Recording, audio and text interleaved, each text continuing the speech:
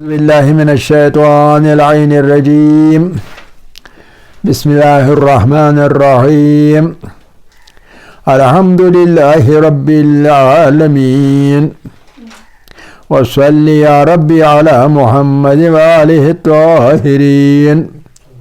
اللهم صل على محمد وآل محمد وعجل فرجهم وعجل لوليك الفرج يا كريم واجعل فرجنا بفرجه يا أرحم الراحمين.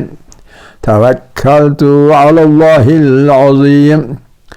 رب اشرح لي صدري ويسر لي أمري واحلل عقدة من لساني يفقه قولي. رب يسر ولا تعسر وتمم بالخير. آمین یا رب العالمین.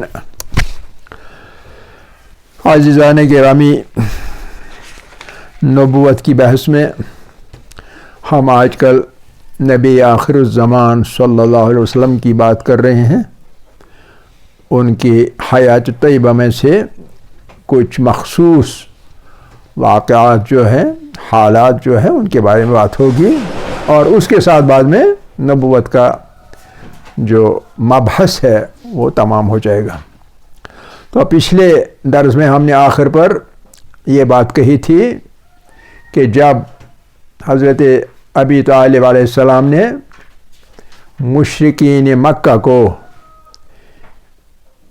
جناب پیغمبر حوالہ کرنے سے انکار کیا، اور جناب پیغمبر نے خود اسلام کو یکسو کر کے چپ رہنے سے انکار کیا، اور یہ کہا کہ اگر آپ آفتاب میرے دائیں ہاتھ میں دے دیں اور چاند میرے بائیں ہاتھ میں دے دیں تو تب بھی میں اپنی تکلیف سے باز نہیں آؤں گا. جو مجھ پر وظیفہ شرعی ہے رسالت کا، وہ اس سے باز نہیں آ سکتا ہوں. تو چیزائے کہ آپ مجھے طمع دے رہے ہیں، مال کا لالچ دے رہے ہیں، اور فرمان روائی کا، یہ سب چیزیں میرے لیے بیکار ہیں. ان کے لیے میں مبعوث برسالت نہیں ہوا ہوں کہ میں مال دنیا کی لالچ میں آؤں گا، مال دنیا جمع کروں گا، دولت جمع کروں گا، یا یہ کہ حاکم بننے کا مجھے شوق ہے. ایسی بات نہیں ہے، بلکہ میں صرف ایک رسول ہوں اور رسول ہی رہوں گا. تو اس کے بعد ہم نے کہا کہ انہوں نے دوسرا حربہ جو استعمال کیا وہ تھا شخصیت پیغمبر اکرم صلی اللہ علیہ وسلم کی داغدار بنانا، اور ان میں دو چیزیں وہ تشہیر کرنا چاہتے تھے تاکہ لوگوں کے یہاں جناب محمد صلی اللہ علیہ وسلم کے اوپر سے جو اعتماد ہے وہ اٹھ جائے، جو کہ انہیں یقین تھا یہ کبھی جھوٹ نہیں بولتے ہیں، صادق ہیں، اور یہ کہ امانت دار بھی ہے. امین اور صادق ان کا لقب بن چکا تھا 40 سال کے دوران، تاکہ وہ بدل جائے، وہ ان کی جو امیج ہے وہ بدل جائے. تو اس کے لیے انہوں نے مشہور کرنا چاہا کہ محمد صلی اللہ علیہ وسلم نمبر 1 جادوگر ہیں، ساحر ہیں، سحر کرتے ہیں، اور نمبر 2 کہ دیوانہ ہے یا مجنون ہے، یا دیوانہ ہے یا مجنون ہے. یہ باتیں عام کریں گے ایک تو مکے میں، اور جو کوئی عرب کے دوسرے علاقوں سے، دوسری جگہوں سے مکہ معظمہ میں حج کے دوران آ جائے، ان میں بھی عام کریں گے یہ بات، افواہ پھیلائیں گے، تو پروپیگنڈا کریں گے. تو گویا یہ پروپیگنڈا کرنے کی بات جو ہے یہ انسان کے ساتھ ابتدا سے ہے. تو لہذا پروپیگنڈا کریں گے محمد صلی اللہ علیہ وسلم کے خلاف، اور اس سے ان کا اعتبار اٹھ جائے گا اور ان کی رسالت ناکام ہو جائے گی. لیکن ایسا نہیں ہوا، کیونکہ جناب پیغمبر صلی اللہ علیہ وسلم نمبر 1 اپنے کام پر ڈٹے رہے، انہوں نے اس میں کوئی افاقہ نہیں کیا. نمبر 2 یہ کہ آیت شریفہ آ گئی جو ہم نے بتا دی تھی کہ سورہ ذاریات کی 52ویں آیت ہے، كَذَلِكَ مَا أَتَى الَّذِينَ مِن قَبْلِهِمْ مِن رَّسُولٍ إِلَّا قَالُوا سَاحِرٌ أَوْ مَجْنُونٌ. یہ آپ کے بارے میں بھی نہیں ہے یا رسول اللہ صلی اللہ علیہ وسلم، بلکہ یہ پہلے جو نبی آئے ہیں ان کو بھی یہی کہا گیا ہے، یا تو ساحر ہے یا مجنون ہے. ہر پیغمبر کو یہی کہا گیا، آپ کو بھی یہی کہا گیا. اس لیے آپ فکر مند نہ ہوں. تو اسے 2 باتیں ہو گئی، ایک یہ کہ تشفی پیغمبر اکرم صلی اللہ علیہ وسلم کی، حالانکہ انہوں تشفی کی ضرورت نہیں تھی، لیکن اس کے ساتھ دوسری بات یہ کہ مشرکین کو پتہ چلا کہ خدا ہمارے حربے کو جانتا ہے اور وہ علم اس نے اپنے پیغمبر کو دیا ہے، اس لیے ہمارا پروپیگنڈا بھی بیکار جائے گا، تو لہٰذا انہوں نے اس سے بھی ہاتھ کھینچ لیا، پروپیگنڈا کرنا بھی بعد میں چھوڑ دیا۔ تو اسی سلسلے میں ایک اور بات ہمارے ذہن میں آ رہی ہے کہ بتا دیں، اور وہ یہ ہے کہ ان سب باتوں کے برعکس جو مشرکین کرتے تھے پیغمبر کی رسالت کے خلاف، ان سب باتوں کے برعکس وہ بات جیسے تمام عرب کے بارے میں صحیح تھی کہ قرآن اپنا تاثیر دکھاتا تھا، اسی طرح مشرکین عرب میں بھی اس نے اپنا تاثیر دکھایا۔ ہاں یہ بات ہے کہ جیسا اس مثال سے بھی آپ کو پتہ ہے، جب 3 آدمی گئے تھے راتوں رات 3 راتوں میں قرآن سننے پیغمبر کا صلی اللہ علیہ وسلم کا، تو اسی طرح سے اس کی تاثیر بھی مکے والوں کے اوپر بھی پڑتی تھی تاثیر، اور اس کا کبھی کبھی وہ اعتراف کرتے تھے برملا۔ جیسے مثال کے طور پر ایک مثال ہے کہ ابو جہل نے ایک دن، ابو جہل سب سے بڑا مشرک تھا، ابو جہل، ابو لہب وغیرہ، تو ابو جہل نے ایک بار ایسا کیا کہ دوسرا بہت بڑا مشرک تھا، اس کا نام تھا ولید سے ابو جہل نے کہا قرآن کے بارے میں تمہارا نظریہ کیا ہے؟ کس سے کہا؟ ولید سے۔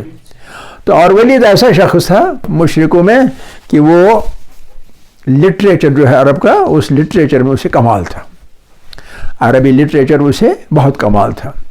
تو اس سے پوچھا کہ قرآن کے بارے میں اے ولید تمہارا کیا نظریہ ہے، اپنا نظریہ بیان کرو۔ ولید نے کہا میں کیا نظریہ بیان کروں، تم کو پتہ ہے کہ جو عرب اشعار ہیں، عرب کا ادب ہے، اس میں میری برابری کوئی نہیں کر سکتا، چاہے قصیدہ گوئی ہو، چاہے رجز گوئی ہو، چاہے جیسے غزل یا ہوتے غزل گوئی ہو، اگر جو بھی اصناف ہیں عربی کے، عربی زبان کے جو بھی اصناف ہوتے ہیں، یہی کیا جیسے مثنوی ہے، قصیدہ ہے، غزل ہے، مرثیہ ہے، ان کو اصناف کہتے ہیں، صنف ہیں، مختلف قسمیں۔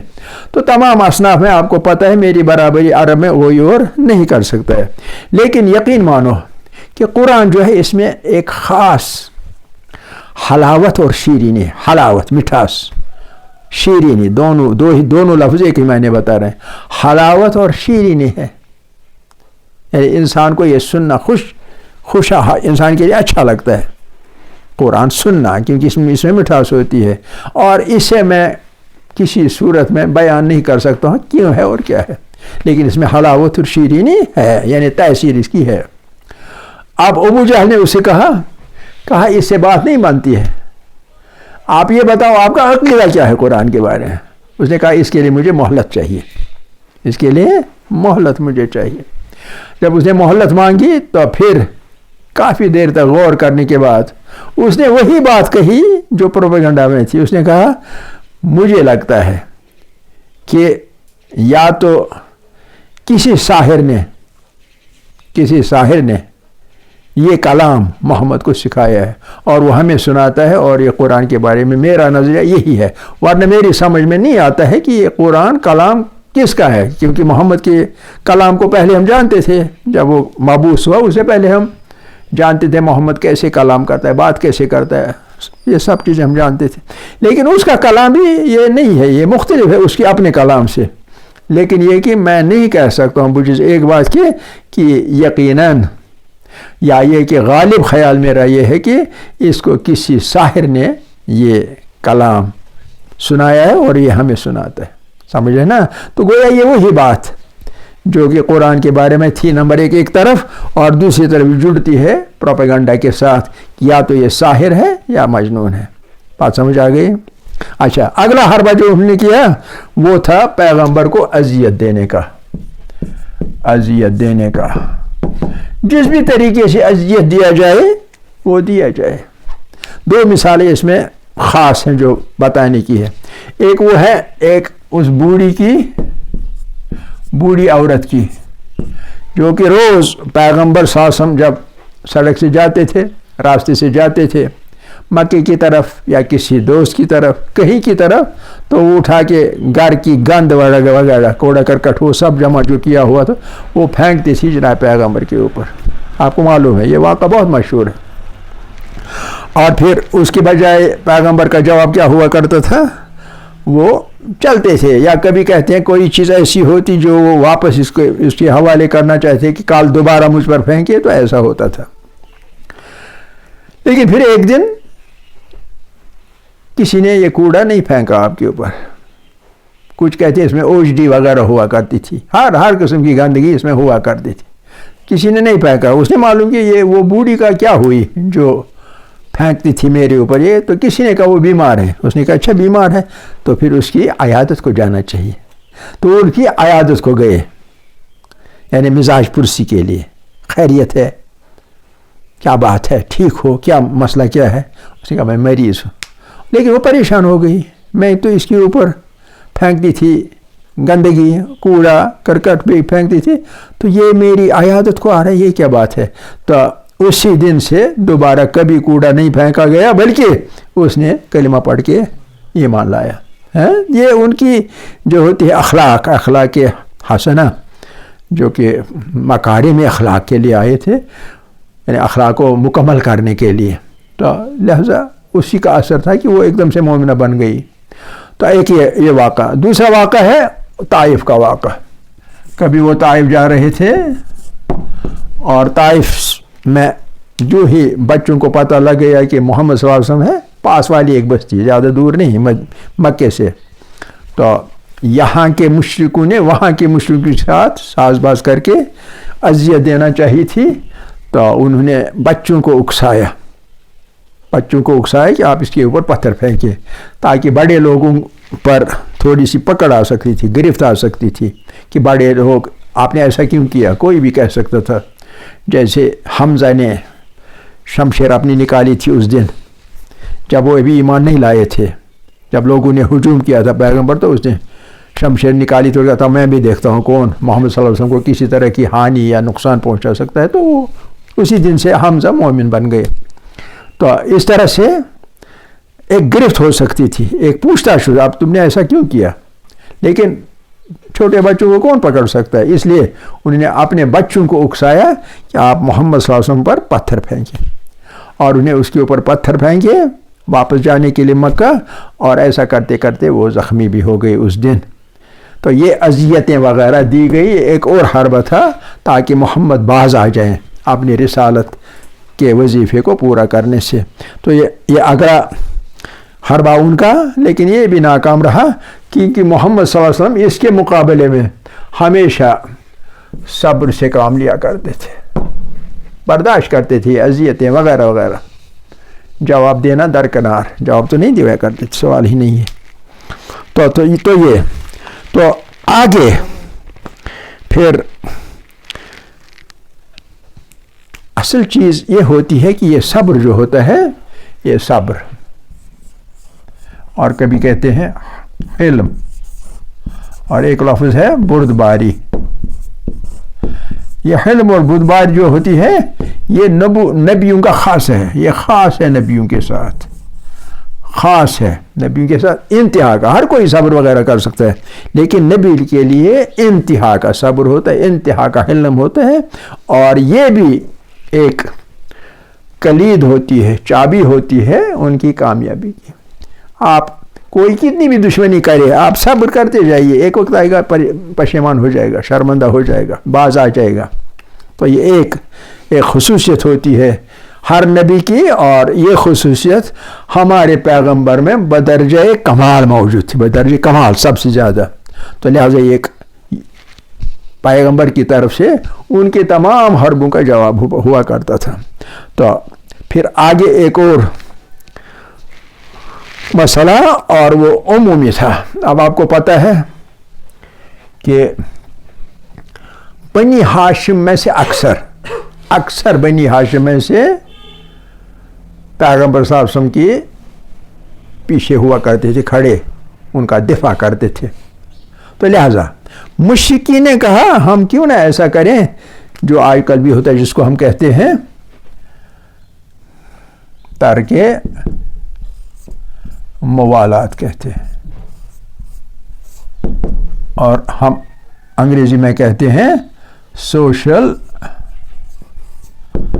بائیکاٹ۔ ایک اور حربہ کیا مشرکین نے استعمال، اور یہ کہ پورے بنی ہاشم کے ساتھ ہم ترک موالات کرتے ہیں، بائیکاٹ کرتے ہیں۔ بائیکاٹ کرنا، ترک موالات کرنے کا مطلب کیا ہے؟ ان کے ساتھ کوئی لین دین نہیں، لین دین ختم، رشتے ختم۔ رشتے ازدواج کے ہوتے ہیں، شادیاں بیٹوں بیٹیوں کی آپس میں، وہ بھی ختم۔ تجارت آپس میں ختم۔ ایک دوسرے کی حاجتیں برلانا، لازم ہے کہ ہمسائی میں حاجت ایک کی دوسرے کے پاس ہوتی ہے، اور وہ حاجت روائی انسانیت کے طور پر ہر کوئی کرتا ہے، وہ چیز بھی ختم۔ یعنی روابط منقطع، رابطے جو آپس میں ہیں مشرکین کے اور بنی ہاشم کے، بنی ہاشم ایک ہی قبیلہ، ان کے ساتھ روابط ختم۔ یہ فیصلہ لیا گیا۔ جب یہ فیصلہ لیا مشرکین نے تو بنی ہاشم کو بھی پکڑ لیا اور ایک عہد نامہ لکھا۔ عہد نامہ،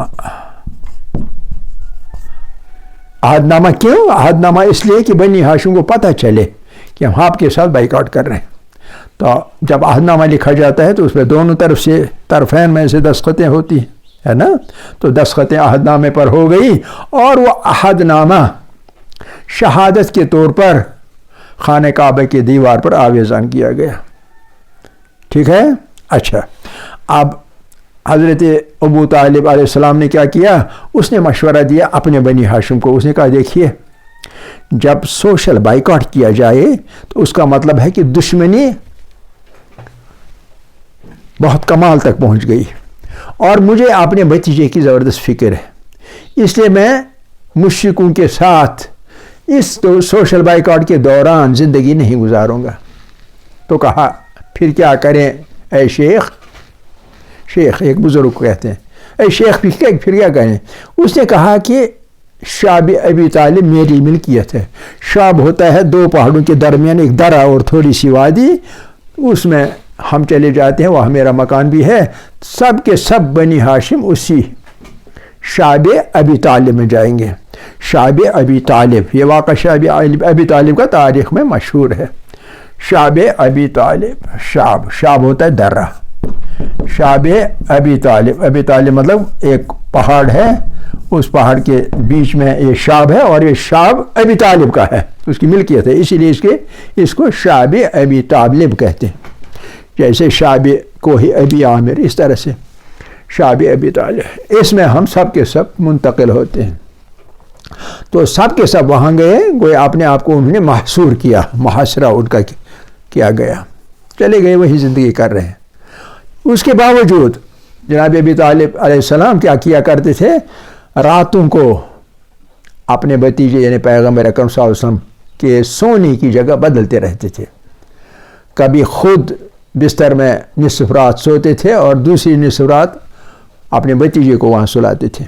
کبھی ان کی جگہ حضرت علی کو سلاتے تھے، کبھی ان کی جگہ حضرت جعفر کو سلاتے تھے، اور ان کی جگہ یعنی ان کی جگہ بدلتے رہتے تھے، تاکہ کبھی اندھیرات کے اندھیرے میں کوئی دشمن نہ آ جائے اور پیغمبر کو کسی قسم کا نقصان نہ پہنچائے۔ یہ تھی محبت کی انتہا جناب ابی طالب کی اپنے بھتیجے کے ساتھ، پیغمبر کے ساتھ۔ اس کے باوجود ہم میں سے کچھ لوگ کہتے ہیں کہ حضرت ابی طالب نے ایمان نہیں لایا۔ بہرحال ہمارا جو موضوع ہے وہ مختلف ہے، اس لیے یہاں آتے ہیں۔ یہ بائیکاٹ 3 سال رہا۔ اندازہ کیجئے 3 سال گزارے بنی ہاشم نے کہ باقی دنیا کے ساتھ کوئی رابطہ نہیں، الا حج کے دوران، حج کے موسم میں اور ماہ محرم کے دنوں میں۔ یہ مطلب بہت قابل احترام مہینے سمجھے جاتے تھے، ذی قعدہ، ذی الحج اور محرم، اس کے دوران وہ نکل سکتے تھے تجارت کے لیے، غذا کے چیزیں خریدنے کے لیے وغیرہ وغیرہ۔ اب مشرکین سے جو چیز وہ خریدتے تھے وہ بہت ہی مہنگی ان کو بیچی جاتی تھی، اور جو چیز وہ بیچنا چاہتے تھے ان کو بہت سستے داموں خریدتے تھے، یعنی دونوں طرف سے ان کو خسارے میں ڈالتے تھے۔ کہتے ہیں کہ جناب خدیجۃ الکبریٰ سلام علیہ کی ساری دولت، وہ دولت مند خاتون تھی، ان کی ساری دولت اس ترک موالات کے دوران ختم ہو گئی. ساری دولت اسی پر، مہنگے داموں خریدنے پر اور سستے داموں بیچنے پر. سمجھ رہے نا؟ تو لیکن آخر پر 3 سال جب گزر گئے، بہت تکلیف، بہت مشکلات، یعنی آزوں کا ختم، کبھی کبھی پھاکے ان کے پڑتے تھے، پھاکا رہتے تھے، کھاتے کچھ نہیں تھے. تو لیکن آخر پر ایسا ہوا، ایک دن پیغمبر صاحب نے خبر دے دی. اس نے کہا جو عہد نامہ تھا اسے دیمکوں نے کھایا. کاغذ کو کھاتے ہیں نا کبھی، وہ کیا کہتے ہیں، سلور فش کھاتے ہیں، کیڑے پڑتے، کبھی دیمک کھاتی ہے. دیمک وہ چھوٹا سا کیڑا دوسری قسم کا، وہ کھا. اس نے کہا دیمک نے عہد نامے کھا لیا ہے. تو یہ خبر جب گئی مشرکین کے پاس، مشرکین میں سب کے سب سخت دل نہیں تھے. کچھ مشرک ایسے تھے وہ سمجھتے تھے اور کہتے بھی کہی تھے نہیں یہ اچھی بات نہیں ہوئی، ان کے ساتھ اتنا ترک موالات کرنا یہ اچھا نہیں ہے. تو وہ بھی مخالف ہو گئے تھے. تو لیکن جب انہیں یہ خبر مل گئی کہ عہد نامہ دیمکوں نے کھایا ہے، ختم کیا ہے، تو انہوں نے جا کر دیکھنا چاہا کہ ذرا ہم تصدیق کریں پیغمبر کی خبر کی.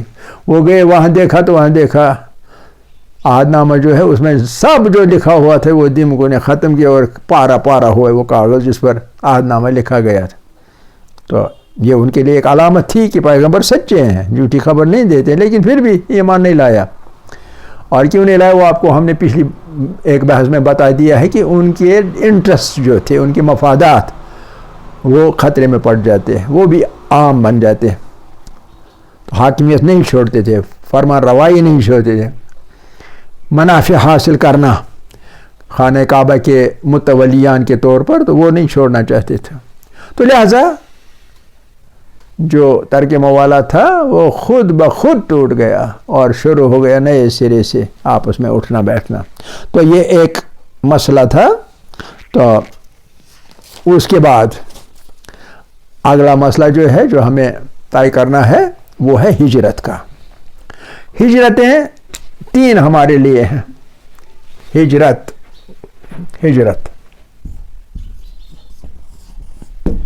ایک ہے ہجرت مسلمانوں کی. ایک ہجرت ہو چکی تھی کچھ مسلمانوں کے حضرت جعفر کے ساتھ، جعفر ابن ابی طالب کے ساتھ کہاں؟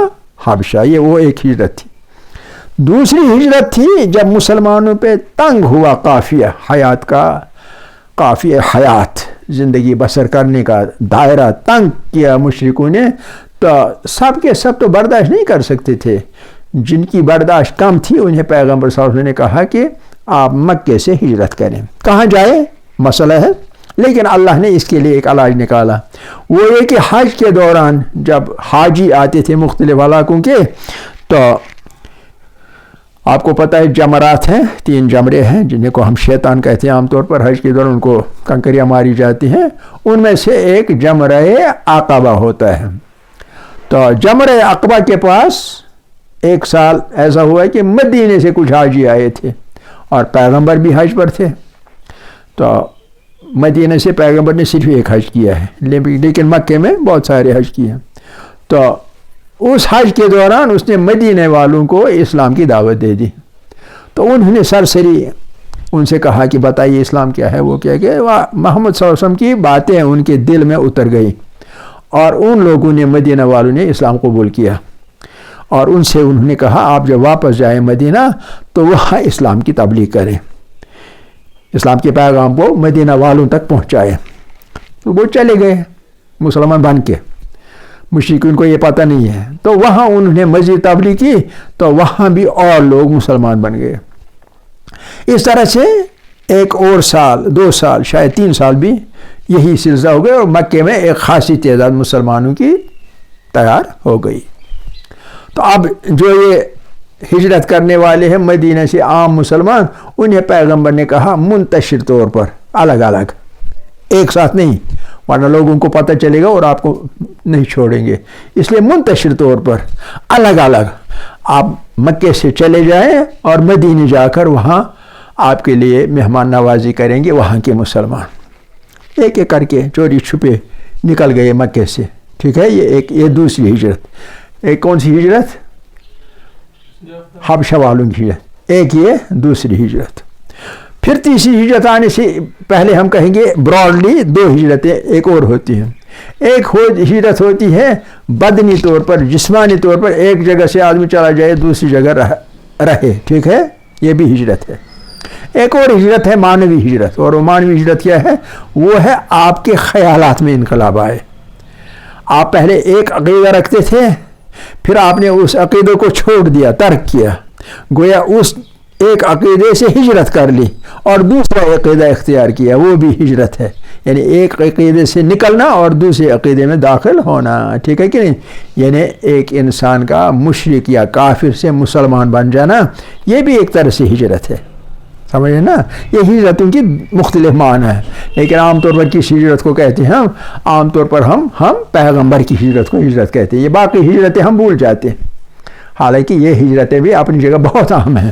تو یہ والی ہجرت عام مسلمانوں کی ہجرت, ایک ایک کر کے مکے سے مسلمان نکلتے گئے. کون سے مسلمان؟ جن پر زیادہ ظلم کیا جاتا تھا یا جن کی قوت برداشت کافی نہیں تھے اور وہ ان کے لیے مشکل ہوتی تھی زندگی گزارنا. ان کو پیغمبر صلی اللہ علیہ وسلم نے کہا کہ آپ یہاں سے ہجرت کریں, ایک ایک کر کے خلوت کے ساتھ چوری چھپے اور مدینہ پہنچ جائے. اور جب وہ مدینہ پہنچتے تھے وہاں وہ آرام کا سانس لیتے تھے, اور مدینے والے ان کی بڑی مہمان نوازی کرتے تھے. جب تک زمانہ آیا ہجرت پیغمبر صلی اللہ علیہ وسلم کا, چونکہ وہ الگ سے ایک بہت بڑا موضوع ہے, اس لیے وقت بھی یہاں ختم ہو رہا ہے, تو اس لیے اس کی بات انشاءاللہ کل. الحمدللہ اولا و آخرا و ظاہرا و باطنا.